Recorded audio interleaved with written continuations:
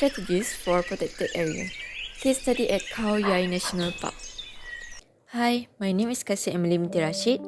My student ID is 2023-214034 and I'm from class AS2553A. So in this video, I'm going to share to you guys about what is a protected area, what is a management plan, and what are the objectives of the management plan, and the strategy that should be applied by a protected area to meet the objective of the management plan. And the last one is a case study about a strategy Khao National Park. A protected area is defined as a clearly designated geographic space recognized and managed through legal or other effective means to achieve long-term conservation of nature, ecosystem, and cultural values.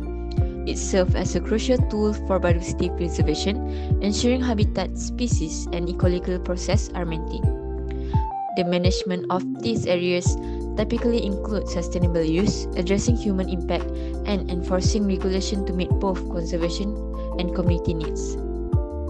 A management plan is a formal, structured framework essential for managing protected areas and guide on how areas should be managed to achieve its goal, such as conserving biodiversity, protecting cultural heritage, or providing recreational opportunities. The management plan should cover the entire protected area. It should contain information on what is to be achieved by management and the rationale behind the management decision made. It is often a legal requirement in many jurisdictions, providing protected area managers with a mandate to manage resources, enforce compliance, and expend public funds effectively. Its outline objectives, strategies, and action required for achieving conservation goals, addressing stakeholder needs, and ensuring accountability.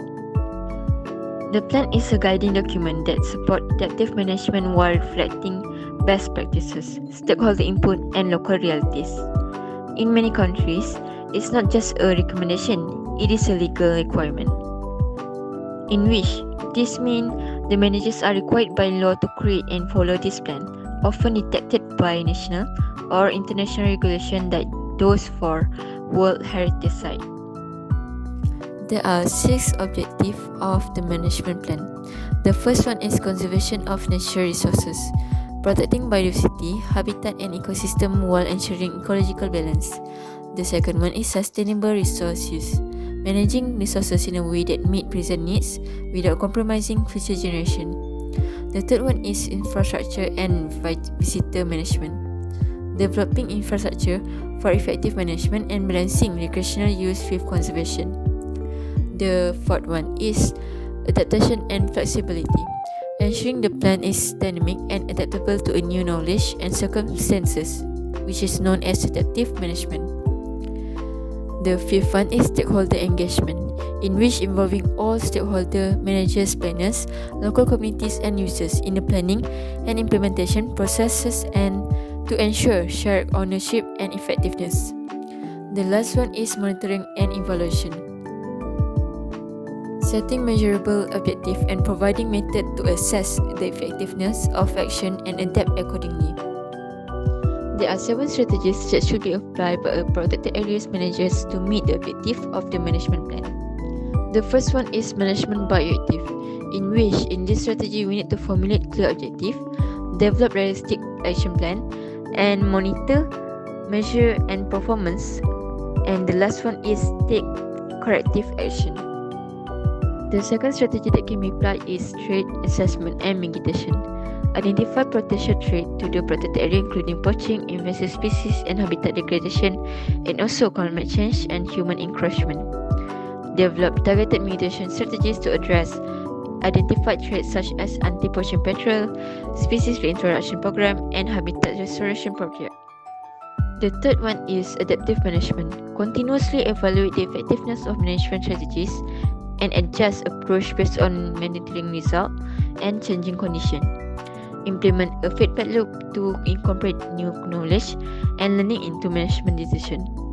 And the fourth strategy that can be applied is stakeholder engagement. Foster open communication and collaboration with local communities living near the protected area. Involve communities in decision-making processes and provide opportunities for economic benefit through sustainable livelihood initiative. The protected area managers can also apply an enforcement and compliance. Establish a strong enforcement presence with well-trained rangers to deter illegal activities within the protected area. Implement effective surveillance system and monitoring protocol to detect violation. The protected area managers can also hold a scientific research and monitoring. Collaborate with researchers to conduct scientific studies on the protected areas, biodiversity and ecosystem dynamic. Utilize research finding to inform management decision and to adapt strategies as needed. Conduct regular survey to establish baseline data on key ecological indicators like species population, vegetation health, water quality, and habitat condition. Utilize advanced monitoring technologies like remote sensing and camera trap to efficiently collect data across the large area. And the last strategy that can be applied is partnership and collaboration. Build a strong relationship with governance agencies, NGOs, research institutions, and local communities to leverage resources and expertise. Seek funding opportunities to support conservation initiatives within the protected area. The management strategy of Khao National Park is centered around sustainable tourism development, participatory action, and community networking. This strategy aims to balance conservation, economic growth, and community well-being.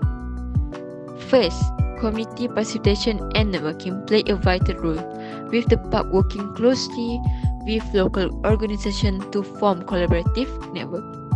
Participatory action research (PAR) ensure community involvement at various stages, from identifying issues to implementing and evaluating solutions. For example, through this approach, local volunteers help establish regulations that align with both conservation goals and community needs, fostering shared responsibility for preserving the park ecosystem. Secondly, the park has developed strategic plans across key areas. In environmental management, efforts include restoring natural resources, creating renewable alternatives to reduce deforestation, and establishing conservation networks. Educational and regulatory initiatives focus on building awareness of conservation laws and promoting youth engagement in preservation activities. Economically, the park encourages participatory tourism by offering sustainable learning experience and developing creative resource-based attraction, as seen in their ecotourism campaign that link conservation with local livelihood. The park also addresses challenges such as balancing conservation and development by implementing ecotourism principles that promote economic benefit without compromising environmental integrity.